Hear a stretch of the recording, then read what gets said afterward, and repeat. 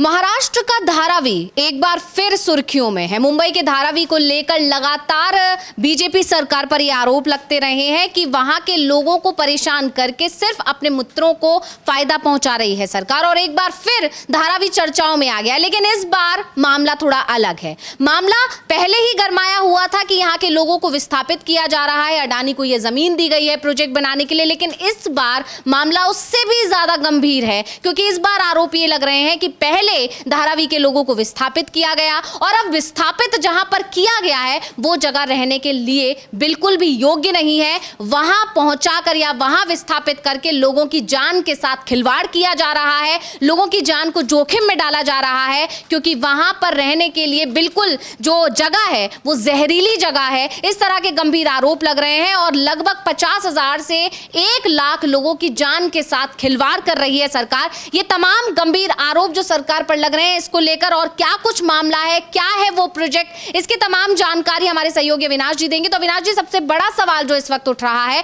कि एक बार फिर से बीजेपी सरकार पर ये गंभीर आरोप लग रहे हैं कि अपने दोस्तों को फायदा पहुंचाने के लिए वो आम जनता की जान के साथ भी खिलवाड़ कर रही है। क्या है पूरा मामला? हाँ, जो धारावी प्रोजेक्ट जो मामला है, ये एक्चुअल में शुरुआत तो इसकी 2014 से ही हो गई थी, जब बीजेपी की पहली बार वहाँ सरकार बनी थी। लेकिन जब पिछली बार 2019 में 2020 में चुनाव जो हुआ, उसमें जो बीजेपी की गठबंधन सरकार को शिवसेना से झटका मिला था, उसके बाद इस पर ब्रेक लगा था। लेकिन जब एकनाथ शिंदे की बगावत के बाद दोबारा से बीजेपी वहाँ सत्ता में आई है, उसके बाद इस प्रोजेक्ट पर फिर एक तरीके से तेज़ी से काम शुरू हुआ। करीब 1 लाख लोगों को वहाँ से जो विस्थापित किया जा रहा है, उनके, क्योंकि सरकार का कहना ये है कि उनकी जो कच्चे पक्के जो भी मकान बने हुए हैं वहाँ पर, उनको दोबारा से रीडेवलप किया जाएगा और ये पूरा काम अडानी को सौंपा गया है।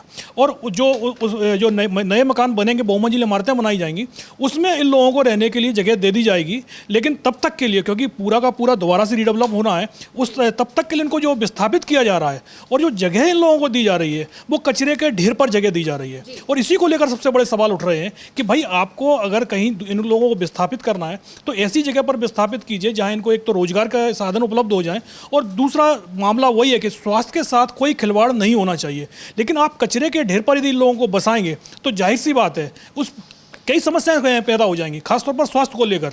तो जाहिर, और दूसरी बात यह है कि जो प्रोजेक्ट है वो 7 साल का है प्रोजेक्ट, कम से कम, यानी 7 साल तक आप अगर कचरे के ढेर पर किसी को रखेंगे तो जाहिर सी बात है उसमें से कई लोग तो जब दोबारा से उनको जो ज़मीन मिलेगी धारावी में, जो रहने के लिए जो फ्लैट मिलेगा, उसमें वो रहने के योग्य भी नहीं बचेंगे। तो जाहिर सी इस पर सवाल तमाम तरीके से उठ रहे हैं। यहाँ तक कि पर्यावरण मंत्रालय ने भी इस पर सवाल उठा दिए हैं। यानी सरकार के अंदर ही इसको लेकर एकमत नहीं दिखाई दे रहा है। लेकिन सिर्फ क्योंकि अडानी को ये पूरा प्रोजेक्ट मिला हुआ है और उनको फायदा पहुंचाना है, और उसके लिए सरकार अपनी तरफ से कोशिश कर रही है कि किसी तरीके से ये परियोजना शुरू हो जाए। जी, मतलब लगभग 50,000 से लेकर 1 लाख लोग हैं जिन्हें मुंबई के सबसे बड़े कचरा डंपिंग जो ग्राउंड है, जिसका नाम है देवनार लैंडफिल, उस पर शिफ्ट किया जा रहा है। और उसको लेकर पहले ये कहा जा रहा है कि आपने ही बताया जिस तरह से अविनाश जी, कि पर्यावरण जो मंत्रालय है वो खुद इसके लिए सहमति नहीं जता रहा है और सेहत के हिसाब से वो जगह रहने योग्य बिल्कुल भी नहीं है। और ये साफ कहा जा रहा है कि जितना लंबा समय लग रहा है, यानी 7 साल तो सिर्फ कहा जा रहा है कि 7 साल तो लगना है, और उससे भी ज्यादा समय लग सकता है, इसकी भी कई संभावनाएं जताई जा रही हैं। और ऐसे में जब लोग वहां पर रहेंगे जहां की हवा दूषित है, जहां रहना बहुत ज्यादा खतरनाक है, और क्योंकि आप जानते ही हैं कि जिन लोगों को शिफ्ट किया जा रहा है स्लम एरिया के लोग हैं, उनके पास वैसे ही खाने का, रहने की उतनी अच्छी सुख सुविधाएं नहीं होती हैं। ऐसे में अगर उन्हें ऐसी किसी जगह पर शिफ्ट कर दिया जाता है जहां की हवा भी जहरीली है, तो ये उनके सेहत पर और ज्यादा असर डाल सकती है। यानी आप जिन्हें एक बेहतर जिंदगी देने का वादा करके धारावी से हटाकर दूसरी जगह शिफ्ट कर रहे हैं, ये सपना दिखाकर कि वो धारावी वापस आएंगे तो अच्छी जिंदगी जिएंगे, रोजगार मिलेगा, आसपास का माहौल अच्छा होगा, उसका विकास किया जाएगा। लेकिन उनमें से कई लोग ऐसे होंगे कि वो शायद वापस आने की हालत में ही नहीं रहेंगे। और क्या कुछ आपको लग रहा है इस पर किस किस तरह से आपत्तियां जताई जा रही हैं, विपक्ष के क्या क्या आरोप लग रहे हैं, कैसे विपक्ष इस मुद्दे को उठा रहा है, क्या कुछ जानकारी अपना? विपक्ष तो शुरुआत से इस मुद्दे को लेकर हमलावर रहा है, चाहे विधानसभा चुनाव का मुद्दा हो या लोकसभा चुनाव में अभी हो। तो धारावी का मुद्दा पूरे महाराष्ट्र और खासतौर पर मुंबई में बहुत बड़ा मुद्दा बना था। और आपने देखा होगा विधानसभा चुनाव में भी धारावी का जो ये सीट थी वो बीजेपी हार गई थी, और लोकसभा चुनाव में भी वो सीट वो नहीं जीत पाए थे। तो जाहिर सी बात है धारावी के लोगों ने तो इस परियोजना को पूरी तरीके से रिजेक्ट कर दिया था, लेकिन क्योंकि सरकार बीजेपी की बन गई है इसलिए धारावी के लोगों की जो आवाज़ है वो पूरी तरीके से दबाई जा रही है। अब जो देवनार जो लैंडफिल एरिया है वो 1927 से ही मुंबई का सबसे बड़ा डंपिंग ग्राउंड बना हुआ है, यानी 100 साल से वहाँ कचरा इकट्ठा हो रहा है। और ये कहा जा रहा है कि अभी वहाँ पर 2 करोड़ मीट्रिक टन कचरा डला हुआ है, और उसमें से जितने बड़ा एरिया में जो आवासीय जो योजना बनाई जा रही है, जहाँ पर धारावी के लोगों को बसाने की बात चल रही है, वो करीब 124 एकड़ है। 311 एकड़ का पूरा वो लैंडफिल एरिया है, जिसमें से 124 एकड़ में इन लोगों को बसाया जाएगा। और उस 124 एकड़ के एरिया में भी 80 लाख मीट्रिक टन कचरा डला हुआ है।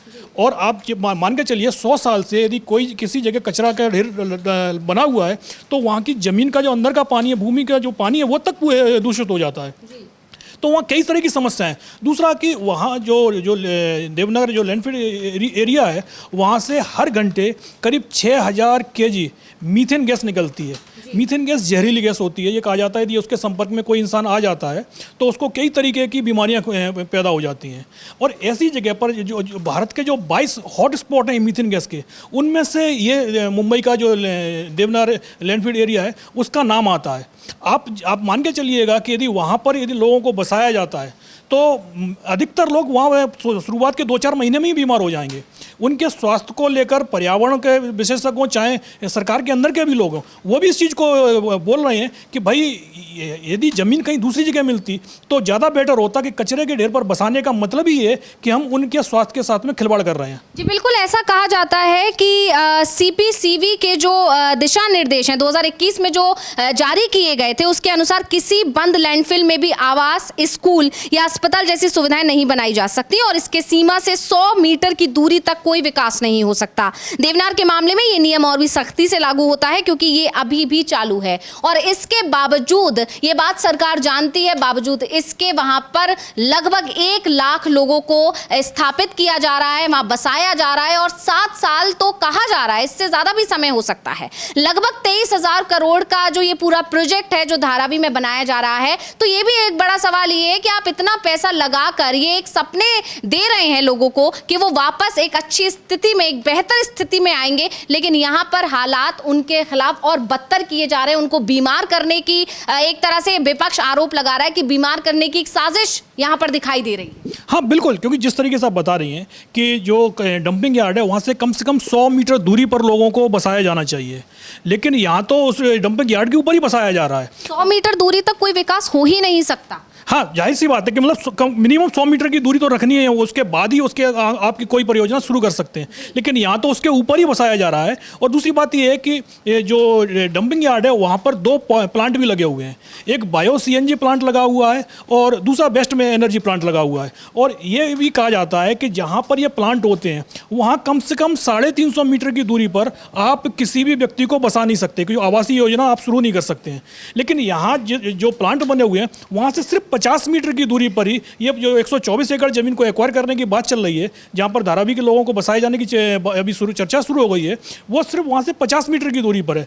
यानी सीधा सीधा सा धारावी के जो लोग हैं आपकी नज़र में वो उनकी कोई वैल्यू नहीं है। क्योंकि सरकार को ये भी कहा जा रहा है कि भाई उन्होंने सरकार को वोट नहीं दिया है बीजेपी को, और इसलिए शायद उनको इस चीज़ की सजा दी जा रही है, सीधा सीधा सा। जी बिल्कुल, क्योंकि लोकसभा और विधानसभा दोनों ही चुनावों में वहां पर बीजेपी को करारा झटका लगा, कांग्रेस के खाते में ये वहां की सीट्स गई हैं। और इसी के बाद से ये आरोप अब विपक्ष लगा रहा है कि क्योंकि वहां के लोगों ने अपने साथ हो रहे इस अन्याय को, या कह सकते हैं दोहरे व्यवहार को, सरकार के भांप लिया और इसीलिए वहां के लोगों ने वहां वोट नहीं दिया। और जिस तरह से विपक्ष ने इस मुद्दे को उठाया था वो जन जन तक पहुंचा, उसका नतीजा चुनावों में देखने को मिला। और इसी वजह से इस मुद्दे ने अब और तूल पकड़ लिया है। सरकार बुरी तरह घिर चुकी है, क्योंकि ये कहा जा रहा है कि उस डंपिंग ग्राउंड से जो मीथेन और हाइड्रोजन गैस निकलती हैं वो बहुत ही ज़्यादा हानिकारक हैं सेहत के लिए। सल्फाइड जैसी जहरीली गैसें वहाँ से निकलती हैं जो कि काफ़ी हानिकारक हैं। आसपास के क्षेत्रों जैसे मानखुर्द है और गोवंडी है और शिवाजी नगर है, यहाँ पर रहने वाले जो लोग हैं उनकी औसत आयु पहले ही कम हो चुकी है। अब यहाँ पर बड़ी बात यह है कि जो वहाँ आसपास रहते हैं उनकी जब औसत आयु कम हो चुकी है, तो जब इन जहरीली गैसों वाले ढेर पर जब लोग बसेंगे तो उनका हाल क्या होगा, ये खुद ही समझा जा सकता है। और इसीलिए अब सरकार पर कई बड़े सवाल उठ रहे हैं। देखना होगा कि इसको लेकर विपक्ष कैसे इस मुद्दे को और तेजी से उठाता है। क्या वो महाराष्ट्र सरकार पर और जो मोदी सरकार है, यानी इस डबल इंजन सरकार पर इतना दबाव बना पाएगा कि वो इस मामले पर पुनर्विचार करें, या विपक्ष जिस तरह से इस मामले को उठा रहा है वो सिर्फ ये इस कोशिश में है कि जगह को बदल दिया जाए। यानी जिस कचरे के ढेर पर लगभग 1 लाख लोगों को बसाया जा रहा है, उनकी जिंदगी के साथ जो खिलवाड़ किया जा रहा है, उस फैसले को मोदी सरकार बदलेगी या महाराष्ट्र सरकार इस पर विचार करेगी, ये देखने वाली बात होगी। और इस पर और क्या अपडेट्स होंगी हम आप तक पहुंचाते रहेंगे। इसी के साथ मुझे और अविनाश जी को दीजिए इजाजत। नमस्कार।